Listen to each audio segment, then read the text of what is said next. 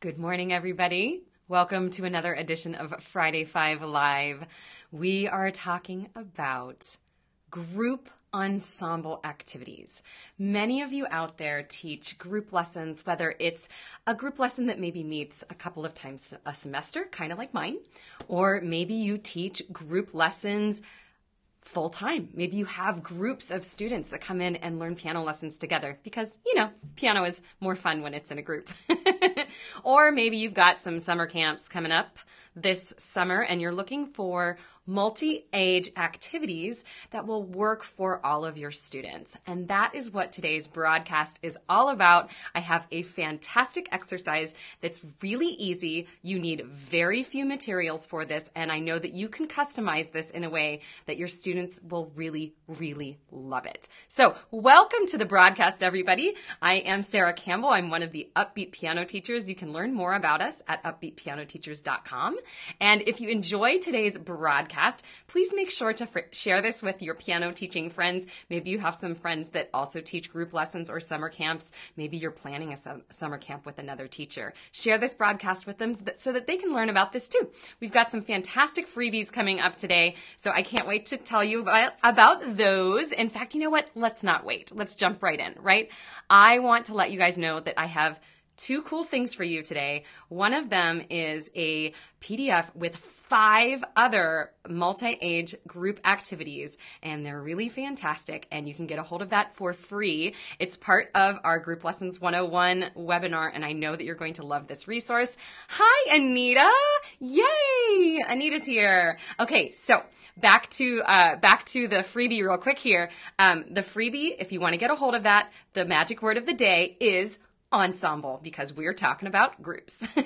So if you type the word ensemble below, the Upbeat bot will message you, and she'll ask you to type that word one more time again in Facebook Messenger, and then she's going to send you the links where you can download the freebies for today. So let's get into this. If you are joining me live or on the replay, please be sure to say hello and let me know where you're coming from, and let me know what you love about group lessons. Is it the way the students interact with one another? Is it, do you have like some special activities that you do with your students that you just really, really love? Let me know what you love about groups. Oh, I see so many people tuning in today. Hello, I see Darlene and Christy and Rhonda and Christine and Birdie. Oh my gosh, you are all here today. Hello, everybody. So nice to see everybody. Oh, Barbara's got her latte. It's time. Okay, everybody, let's jump into this. Let's see here. So don't forget to type that word. It looks like a lot of you are putting ensemble in. Okay, let's see. Here we go. So today, whoops, there we go. Today is all about group piano ensembles and how we can actually have activities where all of our little budding pianists can get those fingers to the keys. We don't necessarily have to have a ton of pianos to do this. It is helpful to have a couple of keyboards. What I have in my studio is I have 2 pianos. There's another piano over in the corner there, and then I have also a really old Yamaha Clavinova. And so I've got 3 sets of keyboards, and so I can get quite a few fingers to the keys. Now you can still do this even if you only have 1 piano. Just depends on how big your group is, and then you can break it up into different bits. So I've got lots of goody stuff for you guys today. Oh, let's see. It's Amy's like, it's like the romper room. I see. Oh, Birdie's chiming in to tell us what she loves about her group lessons. And Birdie, this is exactly what I love about group lessons too. She says, yes, they seem to have fun being together. Exactly. My students love when we have group lessons. At first, they were a little nervous about them because they always thought of piano as a solo activity. But once they got used to the group lesson format, I actually have a lot of students who ask me, are we having more group lessons? So I actually built in an extra group lesson this spring. We're going to do one final group lesson in May before we start our summer schedule. All right, let's get to the goods today. So I'm going to teach you about a little ensemble activity that I like to do at every single one of my group lessons. It's a very simple activity to plan for, and like I said earlier, very minimal materials, which is nice. What I'm using here are, and if you've tuned into the broadcasts before where I'm sitting at the piano, you know you've seen these. These are dry erase pockets. And so basically, you can just print out a piece of paper. I know if I take this out, I won't be able to get back in, but we're going to try it. It's just a regular piece of paper. Has a little staff on it. And then I insert it into my dry erase pocket. And now I can use this for my little activity. Now you'll notice that this is not a lot of room for the staff, but we don't need a lot of room. What we're doing here is we're going to create an ensemble activity using a very simple chord progression and breaking it down into little tiny bits. We will break it down into bass, treble, and we'll call it middle.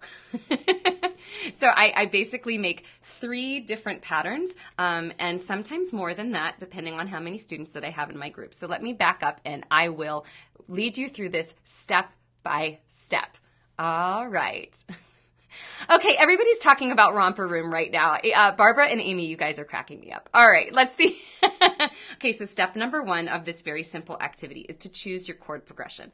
Now, if you're working with a group of students who are a little bit more chord savvy, then you can definitely pick some things that are more complex. You can pick a longer chord progression. But let's say that we're working with a group where we have a wide range of ages, maybe 8 to about 14. That's a pretty wide range.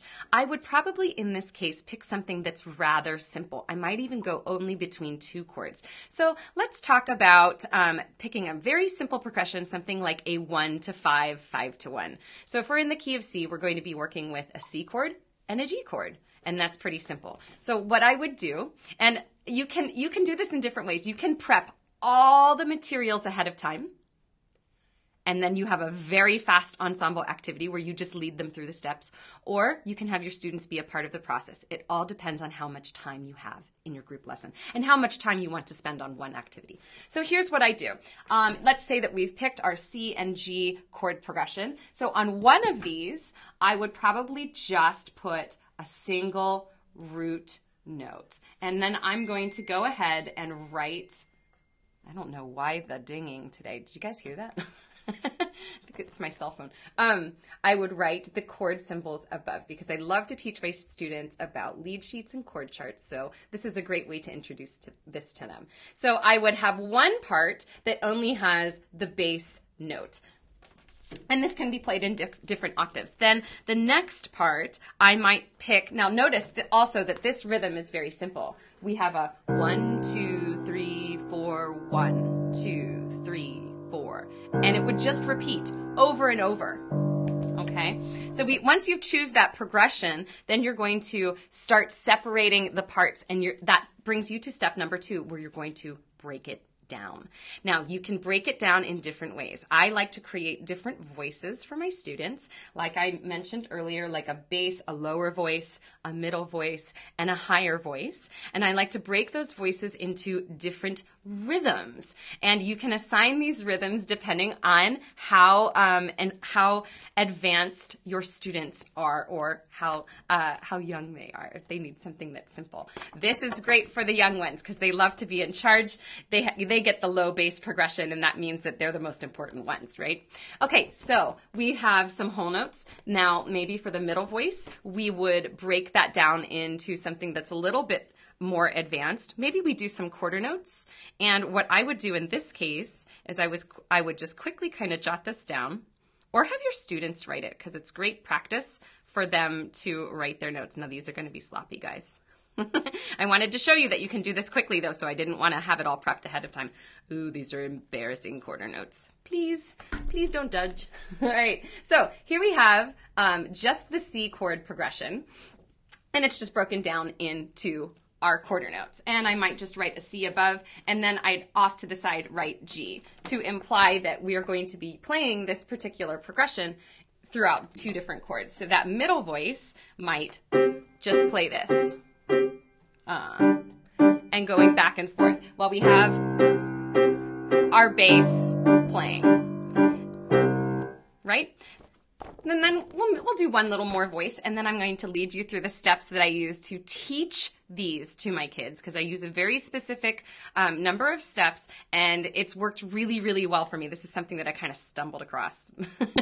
Now, for the treble voice, we might break that rhythm down a little bit further. If you're doing this with your kids, ask them, how can we break this down even more? How can we make a smaller note? And somebody will chime in, oh, well, we can use eighth notes. So at that point, you'll choose a different chord or a different breakdown here, a little rhythm pattern, and we'll use eighth notes going back and forth between the root and the third.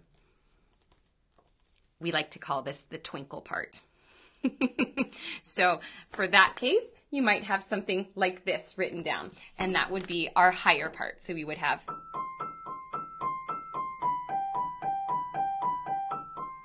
like that.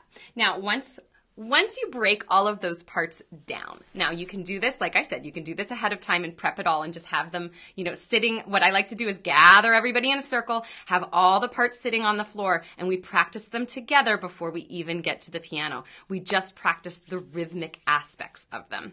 And that way students can be familiar with all of the parts. So you have chosen your progression, you've broken it down, and now you're going to learn the parts together. So like I said, gather around in a circle on the floor, have the parts spread out, and ask your students to clap the rhythms with you. If you have cool percussion instruments, like these guys always come out in the videos. Like I have my little frog rasps. I love these little guys. They have a great little tone. Maybe you have some, I have shakers over there. There's some tambourines. I might take out those percussion instruments and have the students work with those with this particular rhythmic breakdown. So we practice the rhythm together. And then once we do that, once we have the rhythm learned, we all head to the keyboards. And you can assign students the different parts to start. But what I like to do is whatever, we assign everybody a different part, and then we rotate. So once you learn one part, you learn them all. So what I like to do is we'll start with just the bass part, and we'll have everybody learn the bass part. Notice these are so simple that you can learn them by rote. They don't necessarily need to have the parts in front of them the entire time. So I might have my bass part at this piano, my middle over there, my treble over there, and I will still guide the students through playing them by rote. And we play them all together at the same time with a really good count in. You get to play conductor. Or if you have an older student who's pretty good at this, let them play conductor. Has anyone ever tried this kind of an ensemble activity? It can work out really, really well.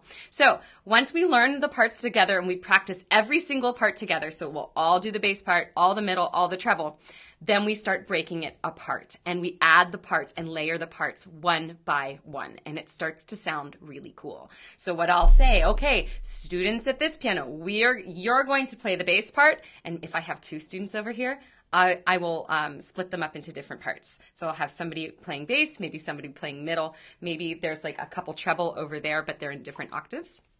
So that's basically how it works. Once you learn the parts together, then you start to build the ensemble, and you practice just the bass and the middle, and maybe you have just the treble students doing their rhythm, 1 and 2 and 3 and 4 and. And it's a fantastic exercise. It's very quick to put together, and the students really enjoy doing it. It just is very fun to see how we can take something that doesn't look like much and make it sound really amazing. Now, there's one other thing that you can do. If you have students who are comfortable with improvisation, you can have a free part. You can have an improv part where you assign a student, if you're in the key of C, okay, you can do anything in the C scale with any rhythm, and you're going to be our improv. And that can be really fun. I would encourage you to give that to students who are a little bit more confident with it. If you have students who aren't as confident with improv, then do it with them. So you have everybody else playing their parts, and you can come and sit with the new improver and have them, guide them through what to do at the keys. So I see Oh, Barbara says, I teach, there's a couple of people chiming in here. She teaches group piano using the Music for Young Children program. I have 4 pianos. Oh, that's fabulous. We start at ages 3 to 4. And the challenge with group lessons is that it requires a lot of lesson planning. You are so correct, Barbara. That is true. We do need a lot of lesson planning when we're teaching in groups. Otherwise, groups can get out of hand pretty quickly. You got to have lots of activities to keep those kids active. Okay, I see. Let's see. Bertie says, what do you have the other students doing while you are working with the 3 students doing this? Bertie, I actually have all of my students doing this. So let's say that I have a group of 6. Then I would have 2 kids on the bass part, 2 kids on the middle part, and 2 kids on the treble part. And at that point, depending on my group, then I would make them do different things. So I might have them doing the same rhythm, but I might have them play a third apart. I might have a student who's doing the middle part, but they're much more advanced than just doing quarter notes. And so we would pick a new rhythm for them to do. And that's how I incorporate everybody. I have had as many as 8 students doing this activity. I had 6 at the piano and I had 2 percussionists, and that was really cool. It sounded really great. That time we did a blues progression. So the chord progressions that you can choose are absolutely endless. I'm just going to quickly go back through those steps real fast. So step number 1 is to choose your chord progression. If you have a younger group that's not very familiar with chords, then pick something really simple. So like a C to a G chord, or you can take it into another key and just work with the 1-5. If you have a group that's a little bit more advanced, do a 4-chord song.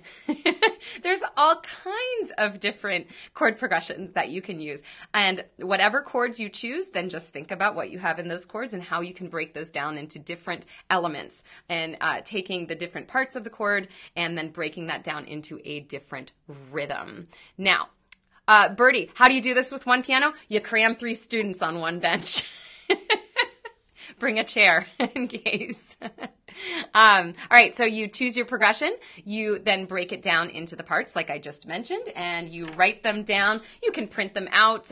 You can actually have, if you'd like, because this works really well, you can have 3 of these at every piano, or whatever you're using. You can write it down on regular staff paper. You don't need to be fancy. Have them set up at every piano. You can do this ahead of time, or you can make it part of the activity where the students are actually creating the ensemble parts themselves.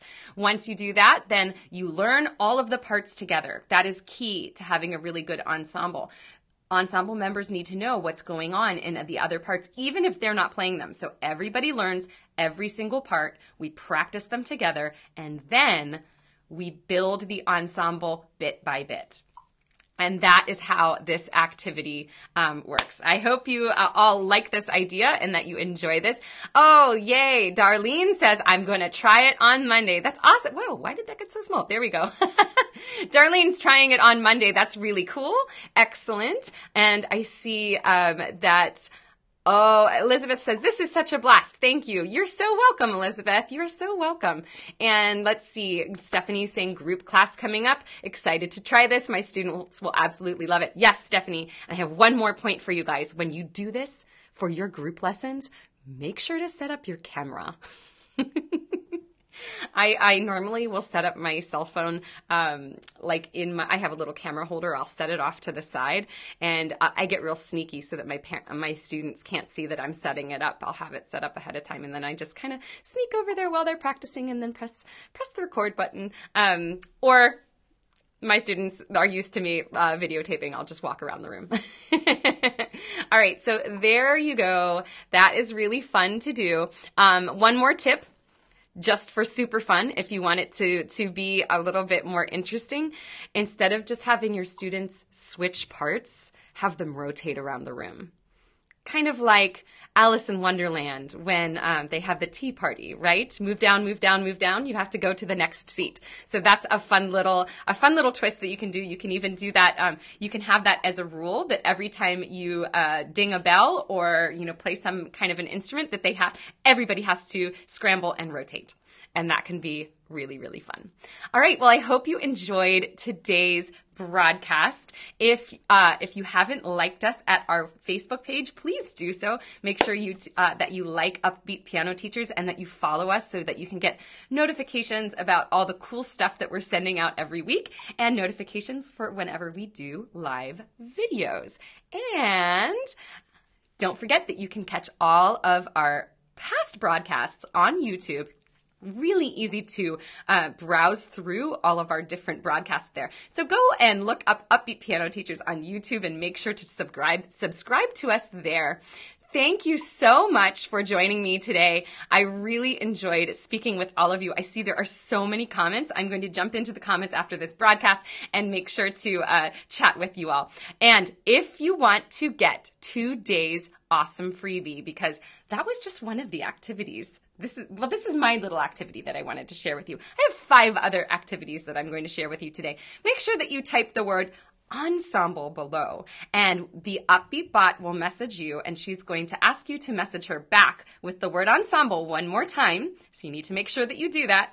And then she's going to send you a link where you can download 5 multi-age activities for your group lessons. This is a free preview from our Group Lessons 101 webinar. It is a fantastic resource by Lauren Lewandowski, and I know you guys are really going to like this. So definitely get a hold of that. You can use these activities for your group lessons or for your summer camps, and we hope to see you here next week. You can catch me live every single Friday here on the Upbeat Piano Teacher page. Thank you so much for joining me. Don't forget to share if you liked this video, and we will see you guys next time. Bye.